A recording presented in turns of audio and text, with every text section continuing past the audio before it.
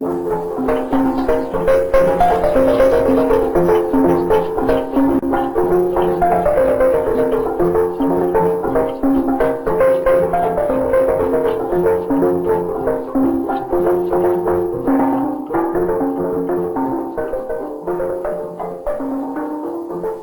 music you are listening to comes from a new kind of musical instrument, invented barely a dozen years ago, and made out of the same oil drums you can see rusting in any junkyard. It's called a steel drum. This is made out of the bottom end different note.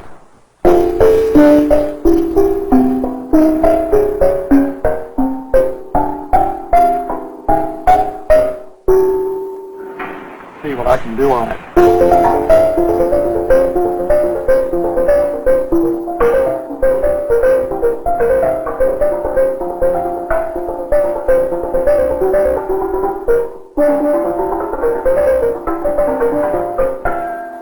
To really find out how they are made, we'd have to take a trip down to the island of Trinidad.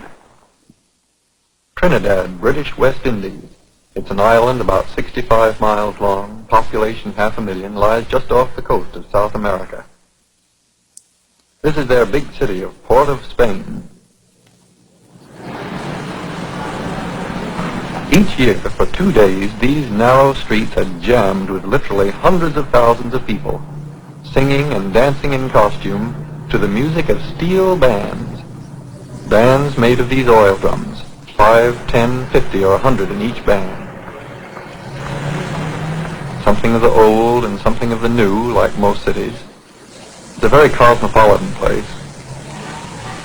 Look at this. But 1 out of every 3 people is from East India, and that's an Indian movie there. An East Indian boy. Everywhere I went in town, the children came out to stare at the Yankee and his camera. People were unbelievably crowded in this section of town, 5 or 10 to a room sometimes. Wages in Trinidad, well, $15 a week for a good job, $10, $5 perhaps. And sunlight may be cheap, but rent and clothing are high. This faucet serves about 100 people in a small tenement house, cooking and washing and scrubbing. I kept wandering around town, talking with people wherever I met, asking where could I find a steel band. I thought I heard one. Let's follow the sound.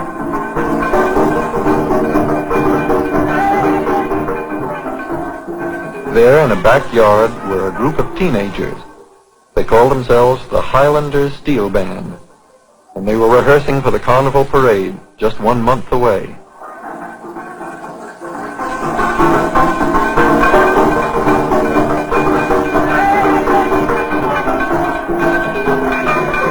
In other corners of the yard were men hammering on drums, making them.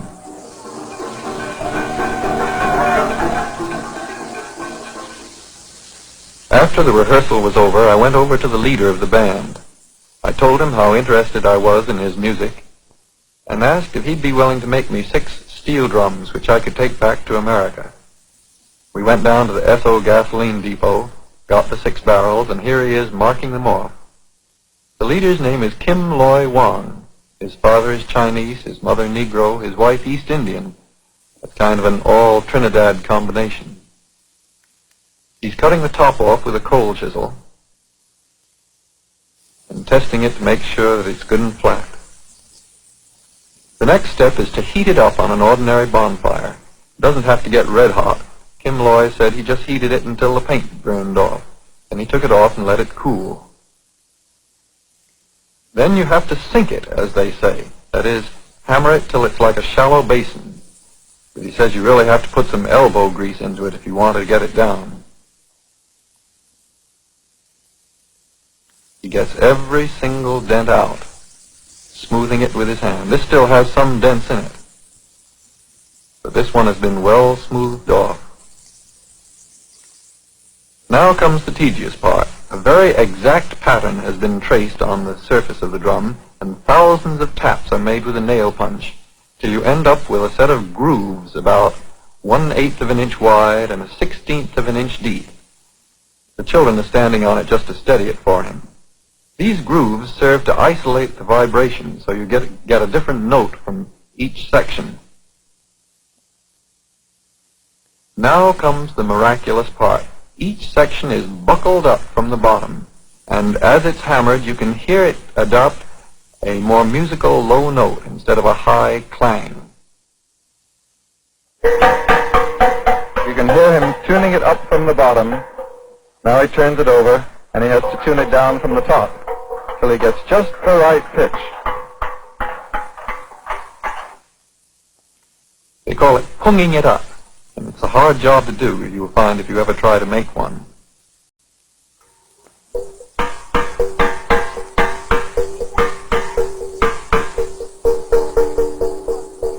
I see you.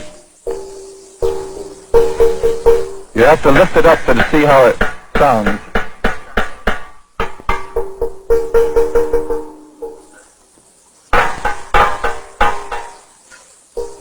I see. Tapping it underneath raises the pitch up, doesn't it?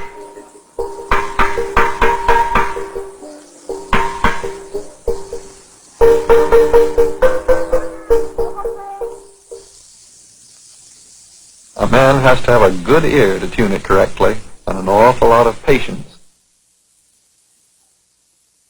A man can work a whole day just to get one ping pong in tune. All its 24 notes. You hammer too hard on one note, and maybe the note next to it will go out of pitch. While he's working on this, let me tell you something of how steel drums came to be invented. Around World War II, there were laws passed in Trinidad against regular drums and the traditional bamboo stick rhythm bands. So the young people raided the junkyards, and that year they celebrated Carnival with clanging and banging of garbage cans. Then some genius discovered that a dent in the bottom of a garbage can gave off a musical note, and within a few years they'd worked it up to a regular system. This is called a ping pong. It's the soprano instrument.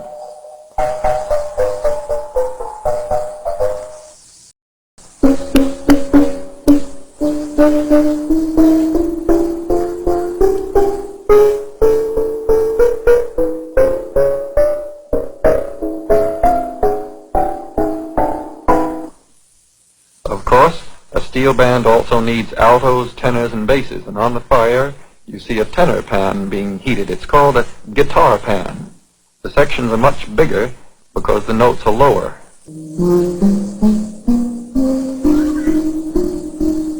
It's made in essentially the same way, however, and here he is tuning it.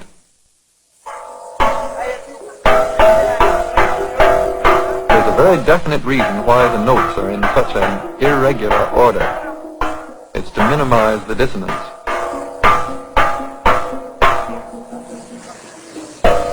He lowers the tone when he hammers on it from the top.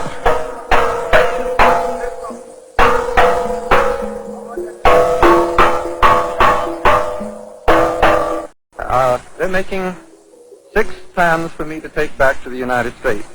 What I wanted to do is this. I want to, not just to thank you, because thanks is not enough for all the things that Trinidad has given the United States and the world, but I'd like to give you my pledge that wherever I go with these pans, I'll tell the true story of Trinidad as true as I can tell it.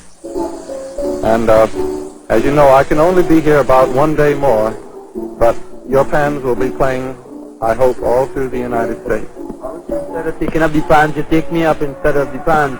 Put me in the box instead of the pans. Diane Renner could like to go up to the United States. You see? Someday, we'll work towards it. Okay. Well, now that 2 drums are made, they're testing them out to see if they're in tune with each other. Let's listen to them. Uh-oh, not quite in tune yet.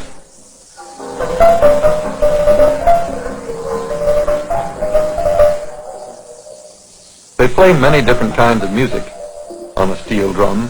Mambas, rumbas, sambas. They even play American popular songs and classical music too.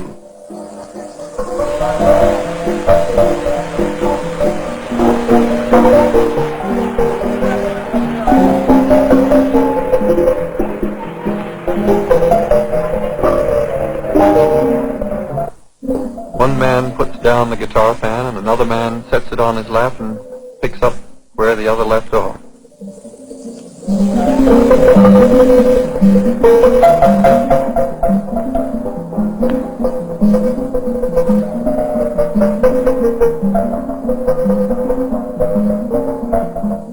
Now the man playing the melody has to be an expert, but listen to the man sitting down here. He plays the same thing over and over again. It's one reason a steel drum is a wonderful instrument for an amateur who can't read music.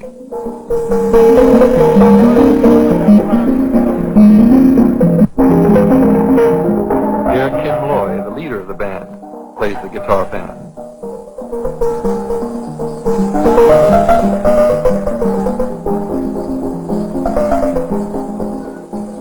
They don't usually play other instruments like trumpets or saxophones with a steel band, but occasionally you'll hear the crisp rhythm of the maracas or sticks, or perhaps they'll take the brake drum off an old automobile and bang on it with a bolt. They call it a cutter or an iron. There's the cutter in operation.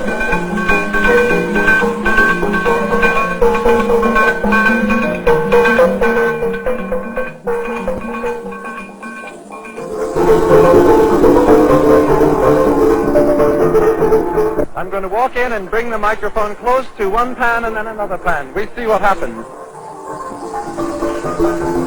Now first, the ping pong plays the lead.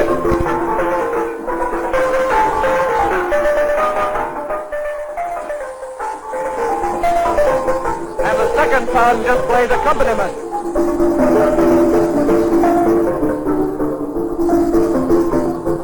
Here's the guitar pan playing a lower accompaniment.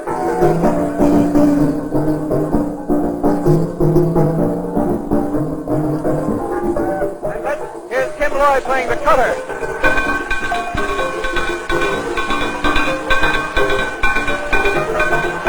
Here's the bass.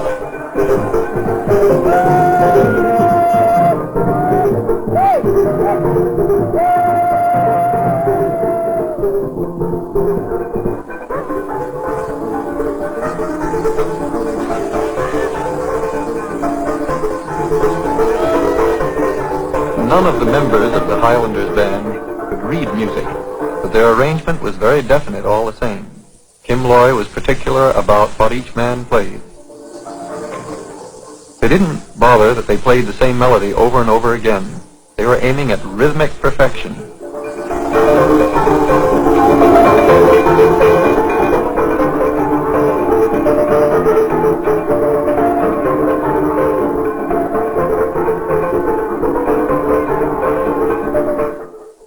Well, of course, this isn't the end, but the beginning. We brought the drums back to the United States, and you can guess what's happened. All the children in the school where I teach want to know how to make them, and this is a scene in our backyard.